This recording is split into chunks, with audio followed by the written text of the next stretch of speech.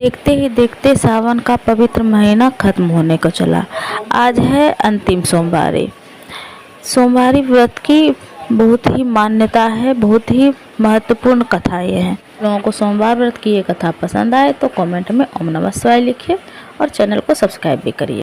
सोमवार के व्रत को लेकर मान्यता है कि इस व्रत को करने से भगवान शिव अपने भक्तों की मुराद जल्दी पूरी करते हैं। देवों के देव महादेव बहुत ही भोले माने जाते हैं, इसलिए उनका एक नाम भोलेनाथ भी है।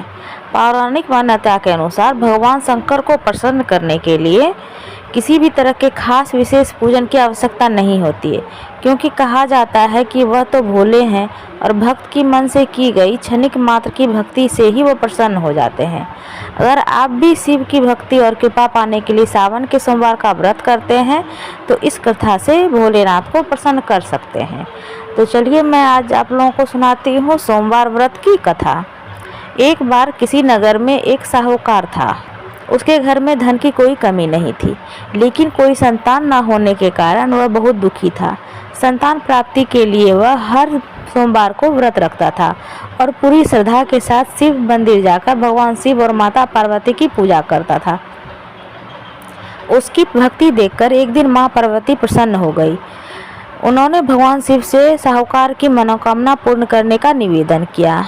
पार्वती जी के आग्रह पर भगवान शिव ने कहा कि हे पार्वती, इस संसार में हर प्राणी को उसके कर्मों का फल मिलता है और जिसके भाग्य में जो हो उसे भोगना ही पड़ता है। लेकिन पार्वती जी ने साहूकार की भक्ति देखकर उसकी मनोकामना पूर्ण करने का इच्छा व्यक्त की। माता पार्वती के आग्रह पर शिव जी ने साहूकार को पुत्र प्राप्ति का वरदान दिया, लेकिन उन्होंने बताया कि यह बालक 12 वर्ष तक ही जीवित रहेगा। माता पार्वती और भगवान शिव की बातचीत को साहूकार सुन रहा था, इसलिए उसे ना तो इस बात की खुशी थी ना ही दुख था। वह पहले की भांति शिव जी की पूजा करता रहा। कुछ समय के बाद साहूकार की पत्नी ने एक पुत्र को जन्म दिया। जब वह बालक 11 वर्ष का हुआ तो उसे पढ़ने के लिए काशी भेज दिया गया। साहूकार ने पुत्र के मामा को बुलाकर उसे बहुत सारा धन देते हुए कहा कि तुम इस बालक को काशी विद्या प्राप्ति के लिए ले जाओ। तुम लोग रास्ते में यज्ञ कराते जाना और ब्राह्मणों को भोजन दक्षिणा देते हुए जाना। दोनों मामा भांजे इसी तरह यज्ञ कराते और ब्राह्मणों को दान दक्षिणा देते काशी नगरी निकल पड़े। इस दौरान रात में एक नगर पड़ा जहाँ पे नगर के राजा की कन्या का विवाह था, लेकिन जिस राजकुमार से उसका विवाह होने वाला था वह एक आंख से काना था। राजकुमार के पिता ने अपने पुत्र के काना होने की बात को छुपाने के लिए सोचा कि क्यों न उसे साहूकार के पुत्र को दूल्हा बनाकर राजकुमारी से विवाह करा दूं। विवाह के बाद इसको धन देकर विवाह कर दूंगा और राजकुमारी को अपने नगर ले जाऊंगा। लड़के को दूल्हे के वस्त्र पहनाकर राजकुमारी से विवाह करा दिया गया। साहूकार का पुत्र ईमानदार था, उसे यह बात सही नहीं लगी, इसलिए उसने अवसर पाकर राजकुमारी के दुपट्टे पर लिखा कि तुम्हारा विवाह तो मेरे से हुआ है, लेकिन जिस राजकुमार के संग तुम्हें भेजा जा रहा है वह एक आंख से काना है। मैं तो काशी पढ़ने जा रहा हूँ। जब राजकुमारी ने चुन्नी पर लिखे बातें पढ़ी तो उसने अपने माता पिता को यह बात बताई। राजा ने अपने पुत्री को विदा नहीं किया और फिर बारात वापस चली गई। दूसरी ओर साहूकार का लड़का और उसका मामा काशी पहुंचे और वहां जाकर उन्होंने यज्ञ किया। जिस दिन लड़का 12 साल का हुआ उस दिन भी यज्ञ का आयोजन था। लड़के ने अपने मामा से कहा, मेरी तबीयत कुछ ठीक नहीं है। मामा ने कहा, तुम अंदर जाकर आराम कर लो। शिवजी के वरदानुसार कुछ ही देर में उस बालक के प्राण निकल गए। मृत भांजे को देखकर उसके मामा ने विलाप करना शुरू किया। संयोगवश उसी समय शिवजी और माता पार्वती उधर से जा रहे थे। पार्वती माता ने भोलेनाथ से कहा, स्वामी, मुझे इसके रोने के स्वर सहन नहीं हो रहे हैं, आप इस व्यक्ति के कष्ट को दूर अवश्य करें।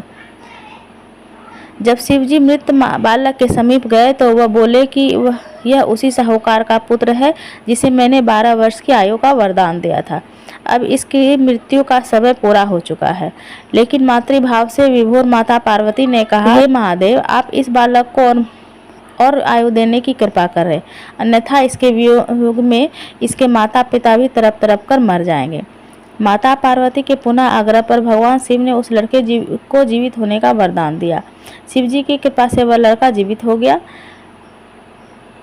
शिक्षा पूरी करके लड़का मामा के साथ अपने नगर की ओर वापस चल दिया। दोनों चलते हुए उसी नगर में पहुंचे जहां उसका विवाह हुआ था। उसी नगर में भी उन्होंने यज्ञ का आयोजन किया।